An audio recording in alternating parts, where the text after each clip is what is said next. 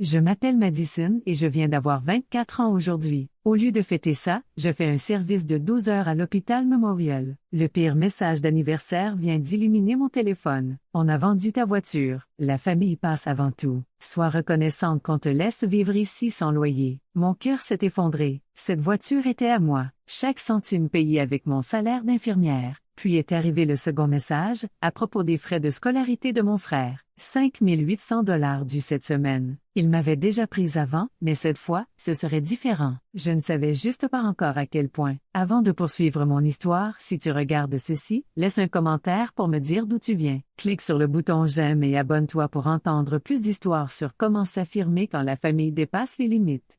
Grandir dans la maison des Sanders signifiait une seule chose, la hiérarchie. Mon père, Frank, régnait avec une autorité de fer. Ma mère, Linda, suivait ses décisions sans jamais les remettre en question. Et mon petit frère, Derek, l'enfant roi qui ne faisait jamais rien de mal. Cette dynamique a façonné notre famille aussi loin que je me souvienne. J'ai commencé à travailler à 16 ans, en gardant les enfants du quartier et en prenant des postes le week-end dans l'épicerie locale. À 18 ans, je n'étais plus autorisée à vivre gratuitement. C'est à ce moment-là que les paiements de loyer ont commencé. Même si j'étais encore au lycée, 400 $ par mois allaient directement à mes parents, bien que je n'ai jamais vu d'amélioration dans la maison qui aurait pu découler de ma contribution.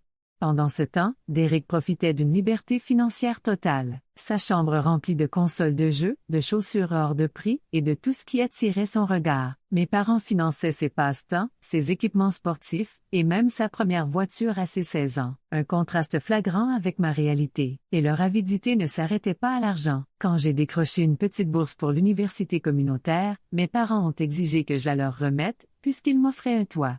Quand ma grand-mère m'a légué son collier de perles, il est mystérieusement apparu autour du cou de ma mère lors d'un repas de famille. La famille partage, a-t-elle expliqué quand je l'ai interrogée. Malgré tous ces obstacles, j'ai poursuivi ma carrière d'infirmière avec détermination. Cours à l'université communautaire entre deux services, stage clinique le week-end et révision tard le soir m'ont finalement permis d'obtenir mon diplôme d'infirmière autorisée. L'hôpital m'a rembauché immédiatement après ma remise de diplôme, et pour la première fois, j'ai ressenti un sentiment d'accomplissement que ma famille ne pouvait pas ternir. Le mois dernier, j'ai été promue infirmière en chef du service pédiatrique. Mes collègues ont apporté des cupcakes et des cartes pour fêter ça. Une infirmière, Amelia, m'a même offert un pendentif en forme de stéthoscope pour mon bracelet. Pour l'étoile montante, a-t-elle dit avec une fierté sincère. Ces petits moments de reconnaissance signifiaient tout pour moi, puisqu'ils ne venaient jamais de chez moi. La voiture représentait ma première vraie indépendance. Une Toyota Corolla d'occasion, rien d'extravagant, mais entièrement à moi. J'ai économisé pendant 2 ans, étudié les modèles fiables, négocié moi-même le prix. Le jour où je l'ai ramené à la maison, mon père a ricané. J'aurais pu t'avoir une meilleure affaire si tu m'avais demandé. Mais je m'en fichais. Les clés dans ma main symbolisaient quelque chose qu'il ne pouvait pas contrôler. Pour mon anniversaire cette année, j'avais prévu une petite célébration après mon service. Rien de luxueux, juste un dîner avec des amis dans un restaurant du centre-ville. J'avais même craqué pour une nouvelle robe, une chose que je m'autorisais rarement. La planificatrice de l'hôpital m'avait initialement mise de service, mais ça ne me dérangeait pas. Ma vraie fête viendrait après. Les tensions à la maison s'étaient intensifiées ces dernières semaines à mesure que les lettres d'acceptation à l'université de Derek arrivaient. Mes parents rayonnaient de fierté à chacune d'elles, les exposant sur le frigo comme des trophées. « Ton frère va aller loin », répétait mon père à chaque dîner. La comparaison non dite planait dans l'air à chaque fois. Dimanche dernier, ils ont organisé un dîner familial pour annoncer que Derek avait choisi l'Université d'État, le meilleur programme de commerce de la région, proclamait fièrement mon père. Personne n'a mentionné comment ce choix prestigieux allait être financé. Maintenant, je comprenais pourquoi. Ils avaient prévu d'utiliser mes ressources depuis le début. Ma mère me rappelait souvent à quel point j'avais de la chance qu'ils me laissent encore vivre chez eux malgré mon travail à temps plein. La plupart des parents demanderaient bien plus, disait-elle. J'avais envisagé de prendre un appartement, mais le marché immobilier dans notre région rendait le départ financièrement difficile, surtout avec les prêts étudiants qui me poursuivaient.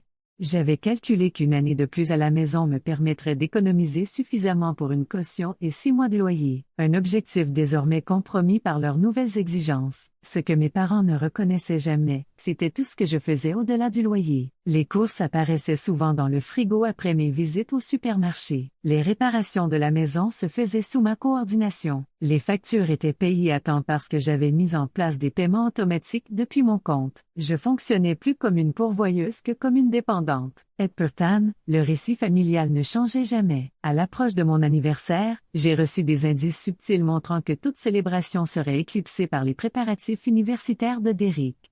On doit se concentrer sur les choses importantes qui arrivent, m'a dit ma mère quand j'ai mentionné prendre un jour de congé.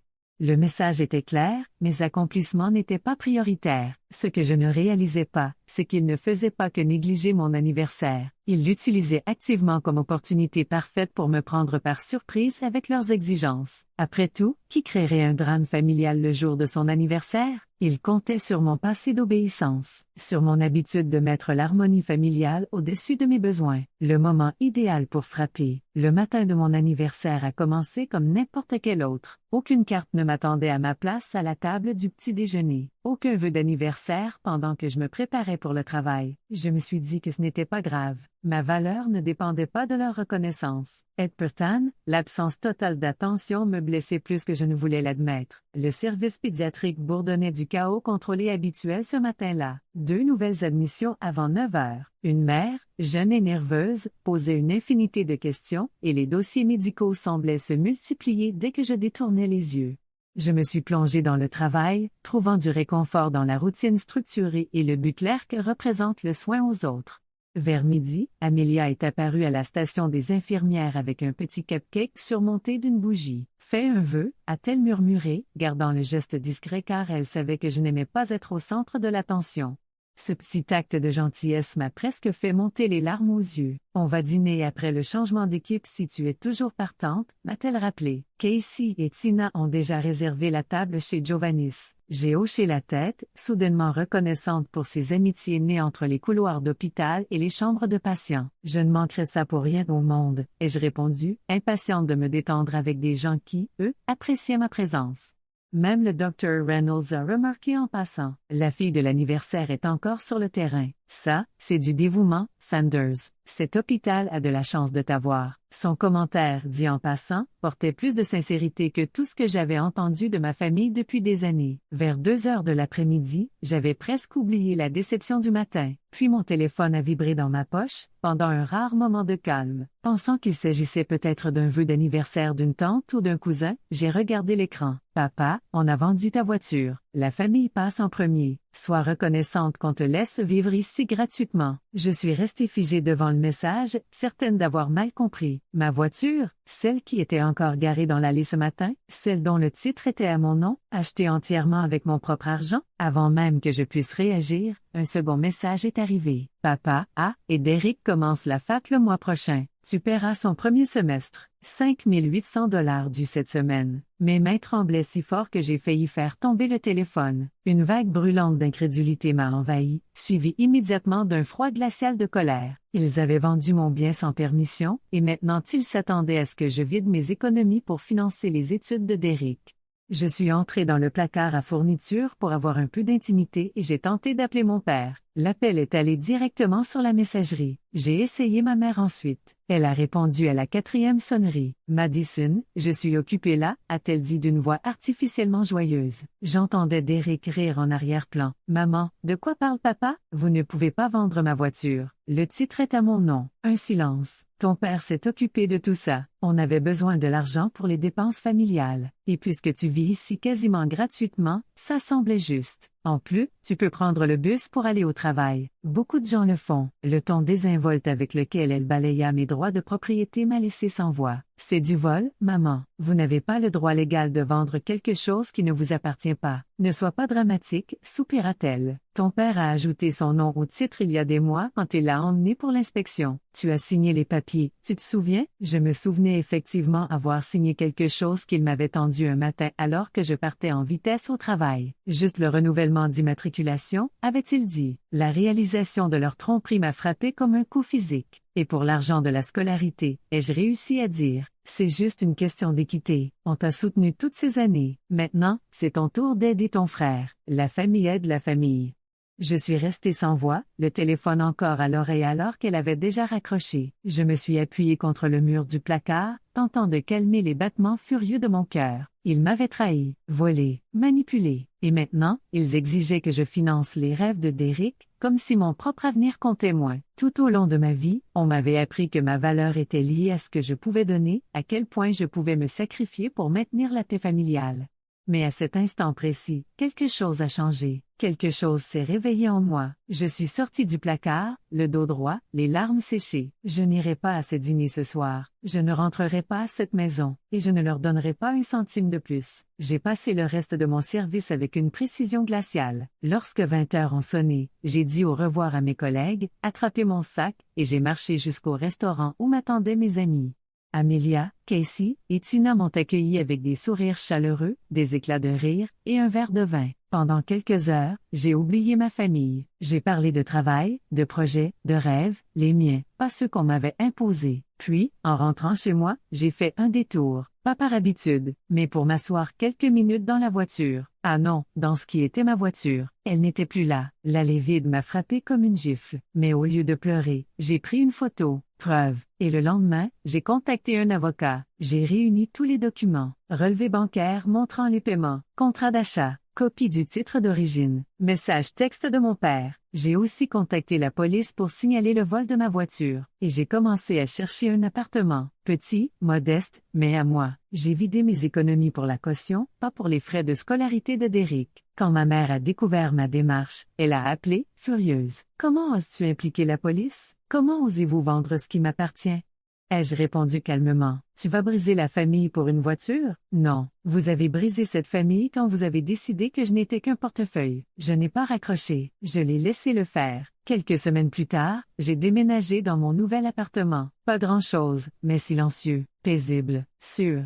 Et ce soir-là, en rentrant du travail, j'ai allumé une bougie sur un cupcake, toute seule, et j'ai soufflé doucement. Pas un vœu de vengeance, ni de pardon, mais un vœu pour moi, pour ma paix, ma force, et la promesse de ne plus jamais permettre à qui que ce soit, même la famille, de piétiner ma valeur. Sont-on laissé entendre que c'était la demande la plus raisonnable du monde? Il faut que j'y aille, dis-je, incapable de poursuivre la conversation sans dire des choses que je pourrais regretter. Patience attendait. Au moment où je raccrochais, un message de Derrick apparut. « Merci pour l'aide avec les frais de scolarité, Sorette. Papa dit que tu couvres le premier semestre. T'es la meilleure. » Le ton d'évidence de son message me fit passer de la stupeur à la colère. Je tapais, effaçais, retapais plusieurs réponses avant de ranger mon téléphone. Ce genre de choses ne pouvait pas être traité pendant mon service. Patience méritait toute mon attention, pas celle, éclatée et instable, de quelqu'un en pleine crise personnelle. Durant les 6 heures suivantes, je fonctionnais en pilote automatique. Médicaments distribués, constante surveillée, parents rassurés, tout cela pendant que mon esprit tournait à plein régime, calculant, imaginant des scénarios.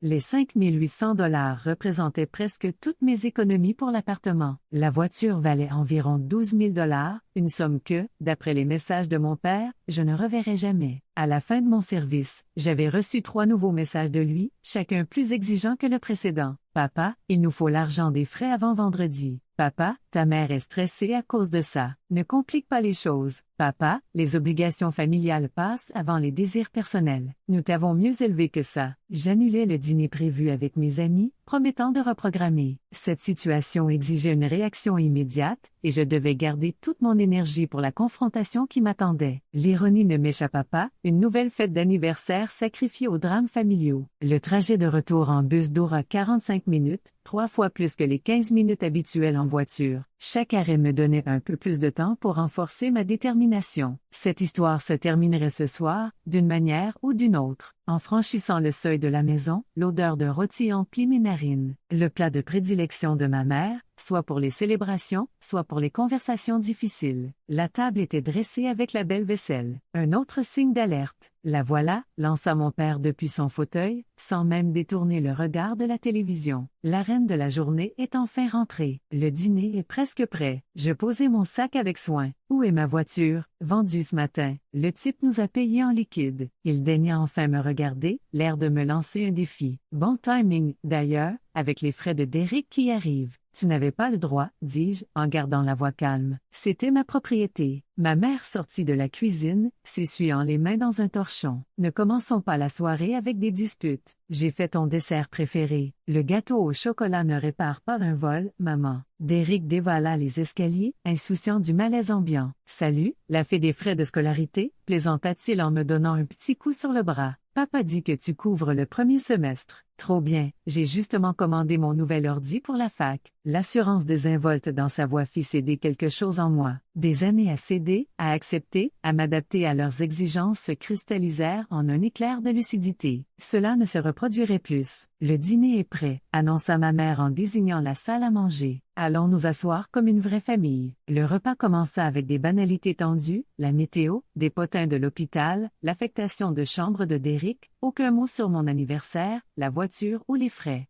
Je picorais mon assiette, en attente. Enfin, alors que ma mère servait le dessert, mon père s'éclaircit la gorge. À propos des frais de Derrick, il nous faut le chèque pour vendredi. L'université demande le premier versement avant l'orientation. Je posai ma fourchette avec soin. Je ne paierai pas les frais de Derrick. Le silence qui suivit avait une consistance physique, pesant contre ma peau. Qu'est-ce que tu veux dire par là? Demanda mon père, toujours sur un ton calme, mais les jointures blanchies autour de son verre d'eau. Ça veut dire non, je ne vous donnerai pas 5 800 $. Je ne financerai pas les études de Derrick, et tu n'avais aucun droit légal de vendre ma voiture. Ma mère intervint. Madison, sois raisonnable. Nous t'avons tout donné. Un toit, notre soutien pendant l'école d'infirmière, des repas en famille tous les soirs. J'ai payé mes études moi-même. Je paie un loyer. J'achète les courses. Et cette voiture était à moi, achetée avec mon argent, avec mon nom sur le certificat de propriété, jusqu'à ce que papa commette une fraude en ajoutant le sien sans me le dire. Le visage de mon père s'assombrit. Petite ingrate, après tout ce qu'on a fait pour toi, tu vis presque gratuitement ici. Je paie 400 $ par mois, plus les charges, plus les courses. C'est loin d'être gratuit. C'est rien comparé au prix d'un appartement, cria-t-il, le masque de la raison tombant d'un coup. Alors peut-être qu'il est temps que je prenne un appartement, répliquai-je. Derrick nous regardait tour à tour, sa suffisance ayant laissé place à la confusion. Attends. Tu vas pas payer mes frais? Papa a dit que tout était réglé. Je me tournai vers lui. Non, Derrick, je ne paierai pas tes frais. Papa a vendu ma voiture illégalement et apparemment gardé l'argent. Tu devras faire comme la plupart des étudiants et demander un prêt. C'est ridicule, s'écria mon père en se levant, sa serviette tombant au sol. Ton frère mérite une éducation. La famille soutient la famille. C'est drôle comme ce soutien ne va que dans un sens, répondis-je, toujours assise. Quand j'avais besoin d'aide pour les prérequis de l'école d'infirmière, je faisais des doubles shifts. Quand il me fallait des uniformes cliniques, je bossais les week-ends. Quand ma voiture est tombée en panne, j'ai pris le bus jusqu'à pouvoir payer les réparations. Où était le soutien familial? À ce moment-là, ma mère se mit à pleurer, son arme favorite quand les confrontations dégénéraient. Pourquoi tu nous fais ça? À ton frère? On est une famille. Une famille ne vole pas les siens. Une famille ne falsifie pas des signatures sur des certificats de propriété. Une famille ne considère pas les économies de l'un comme un dû. Le visage de mon père vira au rouge cramoisi. Tu as deux options, Madison. Soit tu fais le chèque d'ici vendredi, soit tu trouves un autre endroit où vivre. La famille passe avant tout, et si tu ne peux pas la prioriser, tu ne mérites pas d'en faire partie. Je me levai lentement, lui faisant face. C'est ta décision finale, et si tu franchis cette porte sans avoir accepté d'aider, ajouta-t-il comme si je n'avais rien dit, tu n'es plus ma fille. Tu es morte pour moi. Cette menace, qui m'avait tant de fois ramenée à la soumission, maintenant.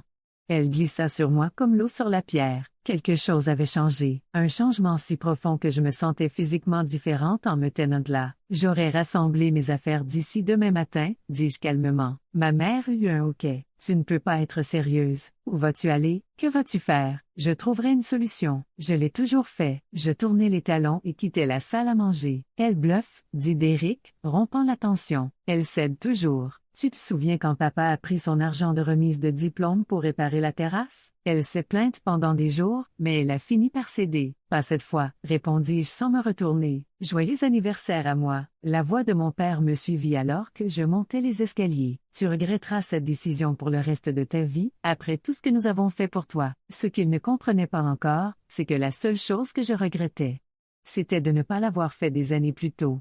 Une fois dans ma chambre, je fermai la porte et m'y adossai, le cœur battant à tout rompre. L'ampleur de ce que je venais de faire menaçait de m'engloutir. 24 années de soumission réduites en miettes par une seule conversation. mais sous l'anxiété bouillonnait quelque chose d'inattendu, un soulagement. Je m'assis sur mon lit et sortis mon téléphone, ignorant les notifications venues d'en bas. 3 appels manqués d'Amelia. Je la rappelais en premier. Madison, tout va bien? On est au restaurant, on se demande où tu es. J'ai besoin d'un énorme service, dis-je, d'une voix plus assurée que je ne l'aurais cru. Je peux dormir chez toi ce soir. Situation familiale. Désastreuse, bien sûr. Tu veux que je vienne te chercher? Je prendrai un Uber. Merci. Vraiment. Ensuite, j'appelais Casey, une autre infirmière de mon service, qui avait récemment mentionné que son immeuble avait des logements disponibles. Est-ce que par hasard le T1 est toujours libre? Il faut que je déménage immédiatement. Pendant que ma famille poursuivait le dîner en bas, je commençais un inventaire méthodique de ma vie. Vêtements, documents essentiels, matériel d'infirmière et souvenirs personnels, tout allait en pile. Que pouvait-on faire tenir dans 2 valises? Qu'est-ce qui comptait le plus? Pendant que je triais, des souvenirs refaisaient surface. Des manipulations financières passées. Mon tout premier salaire à l'hôpital, quand mon père avait exigé que je contribue au budget des vacances familiales, qui, curieusement, n'avaient financé que leur voyage en Floride, le jour où ma tante m'avait donné 300 $ pour Noël, somme que ma mère avait gardée en sécurité. Et jamais rendu, le chèque de remboursement de prêt étudiant, qui devait soudainement couvrir des dépenses ménagères. Chaque incident, pris isolément, semblait raisonnable, justifié comme un besoin familial, mais mis bout à bout, il révélait un schéma d'abus financier systématique, qui m'avait volé bien plus que de l'argent. Ils avaient pris mon autonomie, mes limites, et presque mon estime de moi. J'ouvris mon ordinateur portable et consultai mes comptes bancaires. Après le loyer, les remboursements de prêts étudiants, les frais mensuels. J'avais économisé un peu plus de 7 000 $ pour un nouvel appartement. Pas assez pour un endroit idéal, mais suffisant pour recommencer ailleurs. Un message de Tina, une autre amie infirmière. Ma cousine gère les appartements Ridgeview. Pas cher, quartier sûr. Tu veux que je l'appelle? Le soutien se matérialisait là où je ne l'attendais pas. Des gens que je ne soupçonnais même pas d'avoir remarqué ma situation familiale se manifestaient maintenant, offrant de l'aide. En fouillant dans mon placard, je retrouvai le dossier contenant les papiers de ma voiture. Le titre de propriété d'origine portait uniquement mon nom, mais attaché au dossier figurait une nouvelle immatriculation, avec la signature de mon père forgée à côté de la mienne. Méthodiquement, je pris en photo chaque document, chaque reçu, chaque preuve d'achat ou de propriété. Dans le tiroir de mon bureau, je retrouvais des années de quittance de loyer, écrites à la main par mon père, 400 $ par mois depuis mes 18 ans, près de 25 000 $ payés à mes parents en 6 ans. J'avais insisté pour avoir des reçus pour mes impôts, une fiction qu'ils avaient acceptée sans poser de questions. Aujourd'hui, ces morceaux de papier constituaient la preuve de ma contribution. Plus au fond du tiroir se trouvaient des relevés bancaires montrant des retraits pour les dépenses du foyer, des listes manuscrites des articles achetés pour la famille, et des notes concernant des factures que j'avais réglées durant les périodes difficiles. Inconsciemment, j'avais documenté ce déséquilibre financier pendant des années. Vers 22 heures, j'entendis la porte de la chambre de mes parents se refermer. Les bruits du jeu vidéo de Derrick flottaient sous ma porte. Je continuais à faire mes valises méthodiquement, tirant maintenant de leur cachette mon certificat de naissance, ma carte de sécurité sociale et mon passeport, bien dissimulés dans un vieux manuel scolaire. Mes diplômes et certifications en soins infirmiers rejoignirent une pochette de protection, ainsi que le stéthoscope offert par mon instructrice clinique le jour de ma remise des diplômes. Une petite boîte en bois contenant les boucles d'oreilles de ma grand-mère, que j'avais réussi à cacher lorsque le reste de ses bijoux avait mystérieusement disparu dans la collection de ma mère. À minuit, 2 valises et un sac à dos contenaient les fragments transportables de ma vie. Mes étagères, mon lit et mon bureau resteraient derrière, de petits sacrifices pour une immense liberté. Pendant ces heures de préparation, un plan se formait, pas seulement pour fuir maintenant, mais pour obtenir justice à long terme. J'ouvris mon ordinateur portable et créai une feuille de calcul complète. Chaque transaction financière, chaque prêt jamais remboursé, chaque objet pris, chaque contribution exigée. Vente de la voiture, environ 12 000 $. Loyer mensuel sur 6 ans, 24 000 $. Dépenses domestiques au-delà du loyer, environ 8 000. Argent de remise de diplôme utilisé pour réparer la terrasse, 1 000. Argent de prêt étudiant redirigé vers des besoins familiaux, 5 000. Cadeaux d'anniversaire et de fêtes confisqués, montants divers et innombrables. La feuille de calcul s'étendit sur page après page de preuves financières. Même en étant conservatrice dans mes estimations, le total dépassait 43 000 $. Que l'on m'avait pris depuis mes 18 ans, de l'argent qui aurait dû m'acheter la liberté il y a des années. Dans un autre document, je rédigeai une lettre formelle, Pas une lettre de colère ou de reproche, mais un exposé professionnel, des fondus, des biens vendus illégalement, et de mon intention d'engager des poursuites si rien n'était fait. Je citais les lois pertinentes sur le transfert illégal de propriété, les droits des locataires, les abus financiers familiaux. À cette lettre, j'attachais des copies de toutes les pièces justificatives, des photographies de reçus, des relevés bancaires, et le certificat de titre de la voiture montrant l'immatriculation modifiée. Aux alentours de 1 heure du matin, j'entendis la porte de la chambre de Derrick se refermer. La maison plongea dans le silence, à l'exception du ronflement lointain de mon père. Je fis 3 copies de tout le dossier. Une resterait avec moi, une autre serait transmise à l'avocate spécialisée dans les abus financiers familiaux que j'avais repérés, et la dernière serait laissée ici pour que ma famille la trouve. À 2 heures du matin, tout était prêt. Je changeais les mots de passe de tous mes comptes, effaçais mes informations personnelles des appareils partagés de la famille, et contactais l'hôpital pour mettre à jour mon adresse et mon numéro de téléphone dans leur dossier. Je regardais autour de cette chambre qui avait été la mienne depuis l'enfance. Des trophées de natation du lycée, des manuels de l'école d'infirmière, le tableau d'affichage orné de photos de collègues devenus amis. Rien qui ne puisse être remplacé ou laissé derrière. Ce qui comptait vraiment était déjà emballé ou gravé dans mon cœur. Le dernier objet que je plaçais dans mon sac était une photo encadrée de ma grand-mère. « Connais toujours ta valeur ». C'est ce qu'elle m'avait dit un jour, et ce soir, je comprenais enfin ce qu'elle voulait dire. La maison craquait de ses sons familiers de la nuit, alors que je descendais les escaliers à 3 heures du matin, mes sacs à la main, chaque pas soigneusement posé pour éviter les endroits qui grincent. Des années de quart de nuit à l'hôpital m'avaient appris à me déplacer en silence dans une maison endormie. Dans la cuisine, je posais une copie du dossier sur le comptoir, clairement étiqueté en lettres majuscules, relevé financier familial. Pas caché, mais pas tout de suite visible non plus. Ils la trouveraient à leur réveil. Ensuite, j'envoyais un email à l'avocate que j'avais contactée plus tôt, y joignant des copies numériques de tous les documents et demandant un rendez-vous dans la journée. La réponse fut automatique mais rassurante. Votre message a bien été reçu. Notre cabinet vous contactera durant les heures ouvrables. Sur mon téléphone, plusieurs appels manqués et messages textes de mes parents et de Derrick, envoyés après que j'avais quitté la table du dîner. Je ne les avais pas entendus à travers la porte fermée. Leur contenu suivait un schéma prévisible. Mon père, tu es ridicule. Descends et excuse-toi. Maman, s'il te plaît, ne mets pas papa encore plus en colère. Viens juste nous parler. Derrick, bravo pour avoir ruiné mes projets universitaires. Frangine, tu ne penses qu'à toi. Chaque message ne faisait que renforcer ma décision. Aucune reconnaissance des torts, aucun respect de mes limites, simplement des attentes de soumission continue. J'ai envoyé un seul message à ma mère. Je suis en sécurité. Ne me contactez pas. Puis j'ai coupé toutes les notifications de mes proches. L'espace vide dans l'allée, là où ma voiture aurait dû se trouver, semblait une représentation physique de tout ce qu'il m'avait pris. Je suis resté là un moment, laissant le sentiment de perte m'envahir, puis j'ai marché jusqu'au coin de la rue, là où mon Uber devait arriver. La conductrice, une femme d'âge moyen nommée Patricia selon l'application, a jeté un œil à mes valises et à mon expression. Et, par pitié, n'a posé aucune question. Grosse nuit, s'est-elle contentée de dire. Grosse vie, ai-je répondu, mais elle commence enfin à s'améliorer. L'immeuble d'Amelia est apparu 20 minutes plus tard. Malgré l'heure, elle m'attendait dans le hall, les cheveux en bataille par le sommeil, mais le regard éveillé, plein d'inquiétude. La chambre d'amis est à toi aussi longtemps que tu en as besoin, dit-elle en attrapant mes sacs. Tu veux en parler maintenant ou attendre le matin? Le matin, ai-je dit, soudain épuisé. Et merci, tu n'imagines pas ce que ça représente pour moi. La chambre d'amis était petite mais confortable, drap propre, lampe de chevet, et surtout, intimité. J'ai installé l'essentiel, puis me suis effondré sur le lit. Malgré tout, le sommeil est venu presque instantanément, plus profond et paisible que n'importe quelle nuit sous le toit de mes parents.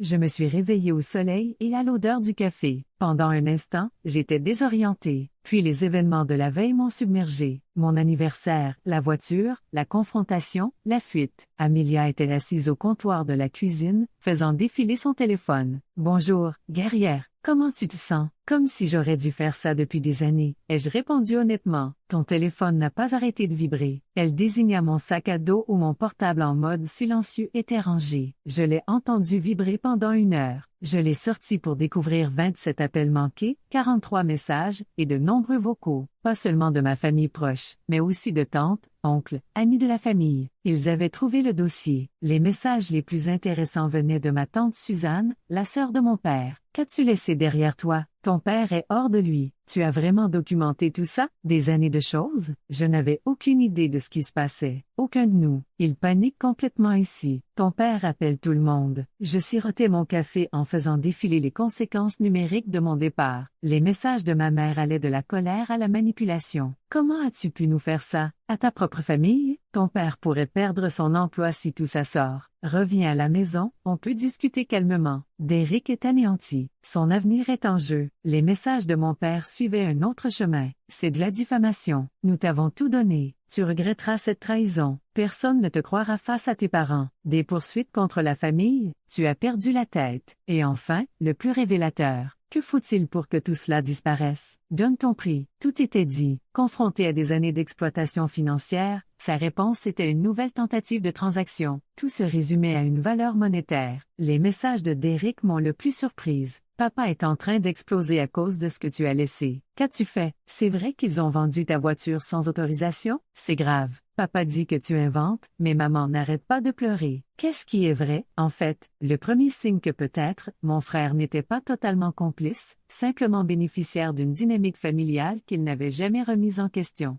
Pendant que je lisais ces messages, un nouveau texto arriva de Suzanne. Ton père est sur le porche en train de se disputer avec les voisins venus se plaindre des cris. Ta mère pleure depuis qu'elle a trouvé tes documents. Je suis sous le choc en lisant tout ça. Je ne savais pas que les choses étaient si graves. On peut parler? J'ai répondu uniquement à Suzanne. Je suis en sécurité. Je consulte un avocat aujourd'hui. Je te contacterai quand je serai prête. Amelia me regardait digérer ce flot numérique avec un regard complice. Drame familial en mode apocalypse. Ils ont trouvé ce que j'ai laissé, ai-je expliqué. Un compte rendu complet de chaque dollar qu'ils m'ont pris au fil des années. Chaque manipulation, chaque vol, avec preuve à l'appui. Putain, a-t-elle murmuré. Pas étonnant qu'il panique. C'est quoi la suite? Rendez-vous avec une avocate à 11 heures, puis recherche d'appartement. Nouveau départ, dit-elle en hochant la tête. Je ne travaille pas aujourd'hui. Tu veux que je t'accompagne? Son offre de soutien a failli me faire craquer. Ce serait génial. Sous la douche, en me préparant pour la journée, mon téléphone continuait de vibrer en silence. De nouveaux acteurs entraient en scène. Oncle Robert, ton père dit que tu fais de fausses accusations. Que se passe-t-il? Cousine Jennifer, tout le monde parle d'un document que tu as laissé. Maman pleure.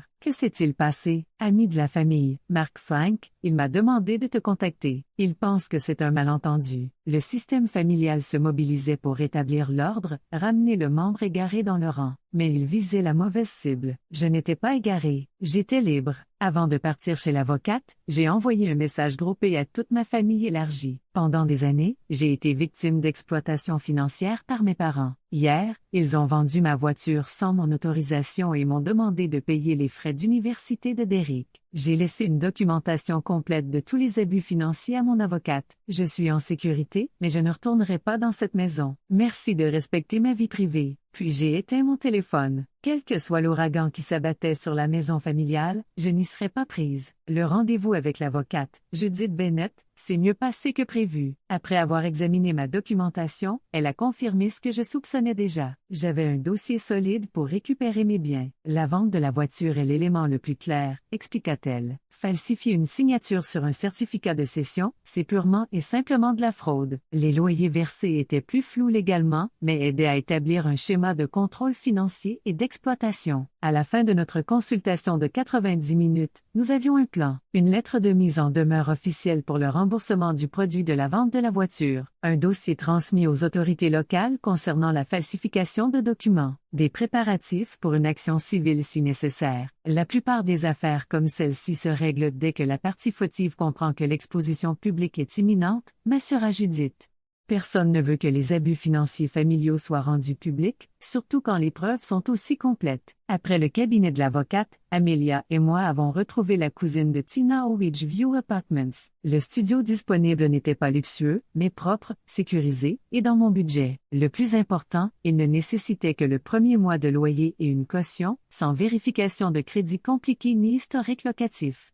J'ai signé le bail immédiatement. Emménagement immédiat. Les appartements meublés coûtent 500 de plus par mois, expliqua la gestionnaire. Mais on peut vous fournir l'essentiel si besoin, lit, table, mobilier de base. Le coût supplémentaire allait mettre ma trésorerie sous tension, mais dormir sur le sol après tout ça me semblait une souffrance inutile.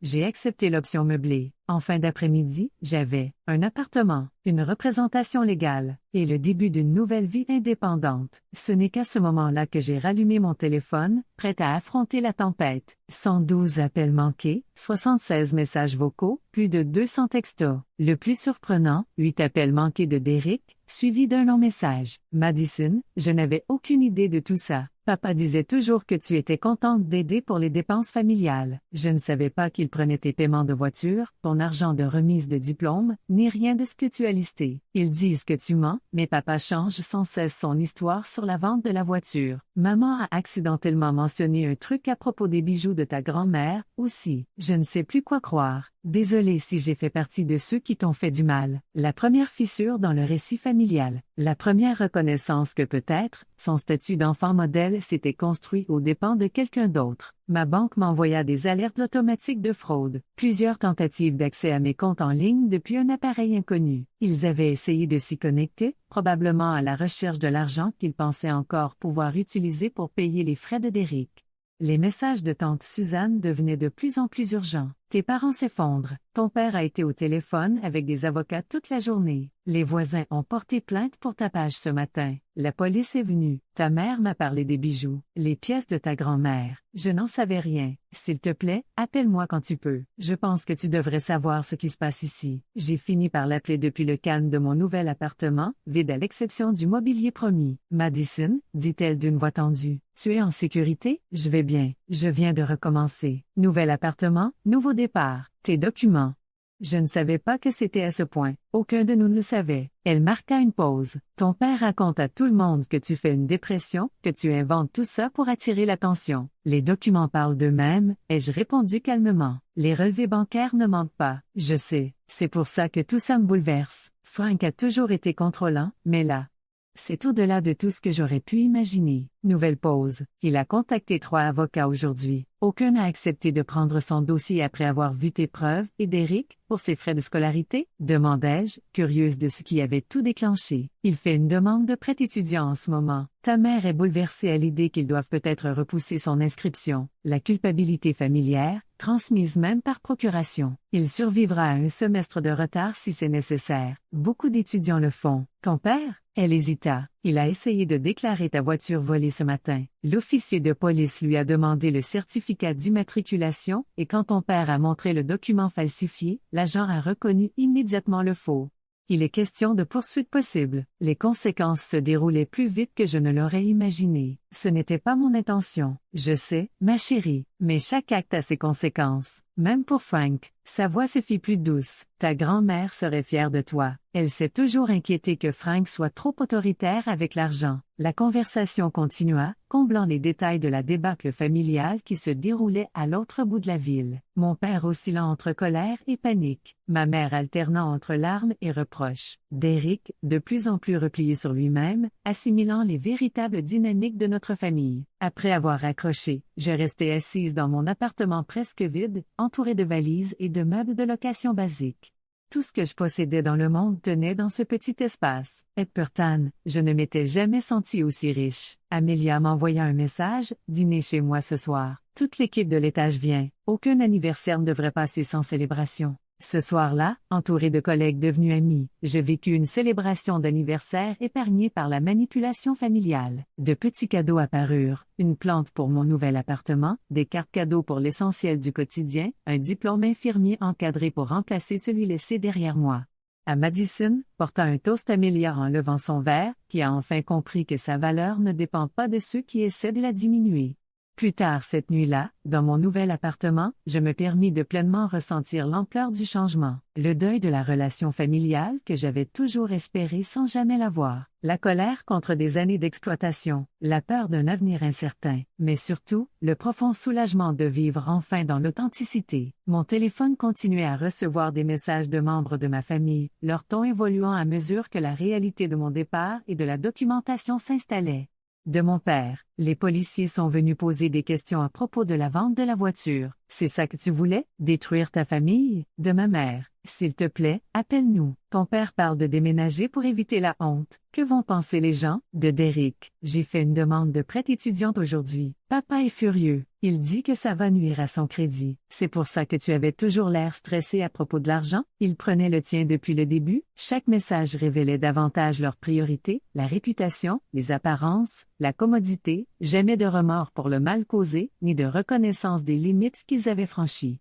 L'avocat m'appela avec une mise à jour. L'avocat de ton père m'a contacté. Ils sont prêts à discuter des conditions de règlement concernant la voiture et d'autres questions financières. Si rapidement, demandai-je, surprise. Les preuves sont accablantes, et il y a aussi un risque pénal potentiel à cause du faux titre de propriété. Ils veulent résoudre ça discrètement. À la fin de ma semaine d'anniversaire, ma nouvelle vie commençait à prendre forme. Mon appartement se meubla peu à peu. L'hôpital accepta ma demande de quart supplémentaire pour reconstruire mon épargne. Mes amis continuaient à m'offrir leur soutien de façon inattendue. Et surtout, mon père, par l'intermédiaire de son avocat, accepta de me restituer la valeur complète de la voiture, puis une compensation supplémentaire pour d'autres formes documentées d'exploitation financière. Le règlement total, 38 000 $. Pas tout ce qui m'était dû, mais suffisant pour garantir un nouveau départ sans bataille juridique prolongée. Derek me contacta directement, en dehors de l'influence de nos parents. J'ai lu les copies de ta documentation. Je n'avais aucune idée qu'il prenait l'argent de ton école d'infirmière tout en me disant que tu étais heureuse d'aider pour mes frais. Je suis désolée, Madison, vraiment désolée. La première excuse sincère provenant de quelqu'un dans ma famille. Un petit pont jeté au-dessus du gouffre de tant d'années de déséquilibre. Un mois après ma prise de conscience d'anniversaire, mon nouvel appartement me semblait enfin un vrai chez moi. Des meubles simples, choisis avec soin, des murs peints d'un bleu doux plutôt que du beige que mon père avait toujours jugé pratique. Des plantes prospérant sur le petit balcon, un espace entièrement à moi, reflétant des choix entièrement les miens. Le règlement financier arriva par chèque certifié, exactement comme négocié. Aucune note personnelle ne l'accompagnait, simplement une documentation juridique attestant du transfert de fonds pour régler toutes les réclamations. Affaire conclue. Les liens familiaux rompus avec la même précision clinique qu'ils avaient utilisée pour siphonner mes ressources durant des années. J'allouais l'argent méthodiquement, une voiture d'occasion fiable, d'un modèle différent du précédent, un fonds d'urgence, des paiements de prêts étudiants, quelques petits investissements pour assurer l'avenir. Chaque transaction était une déclaration d'indépendance, chaque décision prise uniquement pour mon bien. Derek s'inscrivit dans un community college au lieu de l'université d'État, prenant des cours préalables en attendant l'approbation de son prêt étudiant pour l'établissement plus grand.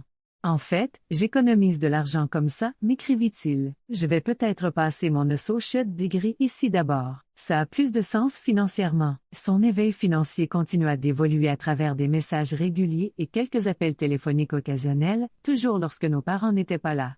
Papa a essayé d'emprunter sur mon compte d'épargne hier. Je l'ai surpris avec ma banque en ligne ouverte sur son ordinateur. Je commence enfin à comprendre ce que tu as traversé. Ma mère tenta une réconciliation par l'intermédiaire de proches. D'abord tante Suzanne, puis des amis de la famille, chacun porteur de messages de sollicitude maternelle, sans jamais reconnaître le moindre tort. Elle s'ennuie de toi, rapportait-il. La maison paraît vide sans toi. Je maintenais des limites polies mais fermes. Je vais bien, je construis une nouvelle vie. Pas prête pour un contact, pas encore. Chaque messager repartait avec cette simple déclaration. Chaque réaction de ma mère aurait été, selon leur dire, en larmes, mais sans changement véritable dans sa perspective. Mon père, lui, garda le silence après le règlement. Sa fierté blessée, bien plus que son cœur. D'après les membres de la famille, il ne comprenait pas pourquoi j'avais dû rendre public des affaires familiales. Tante Suzanne me l'expliqua au fil de nos appels hebdomadaires. Il voyait toujours cela comme une trahison plutôt qu'un geste d'autoprotection. Son opinion comptait de moins en moins chaque jour. Son approbation n'était plus la monnaie de ma valeur personnelle. Professionnellement, je m'épanouissais. Ma promotion au poste d'infirmière responsable fut officialisée, avec des indices de la direction indiquant une future évolution vers des postes de gestion si je le souhaitais. Libéré du fardeau financier familial, je pus passer de nouvelles certifications, élargissant mes opportunités de carrière. Amelia et les autres infirmières restaient des présences stables. Notre amitié s'approfondit, dépassant le simple cadre professionnel. Brunch le week-end, soirée cinéma, randonnée dans des parcs d'État voisins. La famille que j'avais choisie, et non celle que j'avais héritée. 3 mois après mon départ, tante Suzanne organisa une rencontre soigneusement structurée. Juste elle, Derek et moi, dans un restaurant neutre. Pas de parents, Pas de pression, juste une conversation. Je ne l'avais jamais vu avant, admite Derek au dîner. À quel point ils nous traitaient différemment, tout ce qu'ils t'ont pris pendant qu'ils me donnaient. C'était si normal. Je ne me suis jamais posé de questions. C'est ainsi que fonctionnent les systèmes familiaux, expliquai-je. Chacun joue le rôle qui lui est assigné. L'enfant doré ne voit pas le fardeau du bouc émissaire, parce qu'il n'est pas censé le voir. Je suis désolé d'en avoir fait partie, dit-il en baissant les yeux. La demande de frais de scolarité, c'était la goutte d'eau, non? C'est la voiture qui a été la goutte d'eau, corrigeai-je. Prendre quelque chose pour lequel j'avais tant travaillé, quelque chose qui représentait l'indépendance. Les frais de scolarité n'étaient qu'une confirmation de la manière dont il me voyait. Un distributeur de billets, pas une fille. Suzanne tendit la main pour serrer la mienne. Ta grand-mère l'avait vu venir. Elle a essayé d'intervenir avant de partir. C'est pourquoi elle t'a légué certains objets directement dans son testament. La plupart ont disparu, de toute façon, notai-je sans amertume. J'ai parlé à ta mère de cela. Les bijoux doivent être restitués. L'expression de Suzanne devint grave. Certains schémas commencent à se briser, m'a dit Sin. Lentement, mais ils se brisent. Ce soir-là marqua le début de la guérison. Pas avec mes parents, mais avec les membres de la famille capables de grandir et de reconnaître. Derek et moi avons établi une nouvelle relation, fondée sur le respect mutuel plutôt que sur des rôles imposés. Suzanne devint une figure maternelle de substitution, offrant le soutien inconditionnel que ma mère biologique n'avait jamais pu me donner. 6 mois après la révélation de mon anniversaire, je reçus une lettre de mon père. Ni excuse ni réconciliation, juste une notification. Nous vendons la maison. Nous réduisons notre espace. Si tu veux récupérer ce qu'il te reste, organise-toi avant la fin du mois. Derek m'aida à récupérer mes souvenirs d'enfance et mes dernières affaires. Mes parents, comme par hasard, absents lors de notre visite planifiée. La chambre que j'avais occupée pendant 24 ans était déjà en cours de transformation en débarras. Mon existence déjà en voie d'effacement. Il galère, rapporta Derek alors que nous chargions les cartons. Papa est trop fier pour admettre qu'il avait tort, mais la famille sait. Les cousins, les tantes, les oncles, tout le monde a vu les documents. Leur image a changé. Des conséquences sociales que je n'avais ni prévues ni cherchées, mais peut-être nécessaires à un changement systémique. L'abuseur financier familial exposé ne pouvait plus agir en toute impunité. Ma mère laissa une enveloppe scellée sur mon lit dénudé. À l'intérieur, le collier de perles de ma grand-mère et les boucles d'oreilles, rendus sans mot ni explication. Un aveu silencieux d'au moins une faute, peut-être la seule qu'elle ait pu admettre. Aujourd'hui marque 1 an depuis ce message d'anniversaire qui a tout changé. Mon nouvel appartement est devenu un vrai foyer. Ma carrière continue de progresser. Ma situation financière devient de plus en plus stable. Mais surtout, l'anxiété constante qui accompagnait chaque interaction avec mes parents a disparu, remplacée par la confiance dans mes limites et mes décisions. Les relations familiales continuent d'évoluer. Derek me rend visite régulièrement. Notre lien fraternel, reforgé sur des bases plus saines. Suzanne et son mari m'incluent dans les fêtes, créant de nouvelles traditions. Les membres de la famille élargie maintiennent des liens, hors du contrôle narratif de mes parents. Mes parents, eux, restent des figures lointaines. Quelques nouvelles reçues par les canaux familiaux. Leur maison plus petite, la retraite anticipée de mon père, les soucis de santé de ma mère. Des informations que je reçois avec compassion mais détachement, en maintenant les limites qui protègent ma paix chèrement acquise. La leçon la plus précieuse de ce parcours m'a été donnée par Judith Bennett lors de notre dernière rencontre après le règlement. La famille, ce n'est pas ceux qui partagent ton ADN, c'est ceux qui respectent tes limites, célèbrent tes réussites sans jalousie et t'aiment sans condition ni facture à la clé. J'ai construit cette famille maintenant, des amis devenus sœurs, des collègues devenus soutiens, un frère retrouvé hors des dynamiques toxiques, des proches qui ont choisi la relation plutôt que la loyauté envers un système nuisible. La liberté pour laquelle j'ai combattu a fleuri en quelque chose de plus précieux que l'indépendance. Un lien authentique, des relations fondées sur le respect mutuel et non sur l'obligation ou l'exploitation. La famille que j'ai toujours méritée. Si tu regardes ceci et que quelque chose dans mon histoire résonne avec ton vécu, sache que tu mérites mieux. La violence financière au sein des familles passe souvent inaperçue, car elle se dissimule derrière les mots d'obligation et de loyauté. Mais l'amour ne prend pas, l'amour n'exploite pas, l'amour n'impose pas d'étiquette de prix. Quelles limites dois-tu poser dans tes propres relations? As-tu connu des dynamiques similaires dans ta famille? Partage ton histoire dans les commentaires ci-dessous. Et n'oublie pas de liker et de t'abonner si ce témoignage t'a aidé à reconnaître certains schémas dans ta propre vie. Souviens-toi, parfois, la chose la plus courageuse à faire, c'est de dire plus jamais ça et d'avancer vers la vie que tu mérites. Merci d'avoir écouté mon parcours. Je te souhaite du courage pour le tien.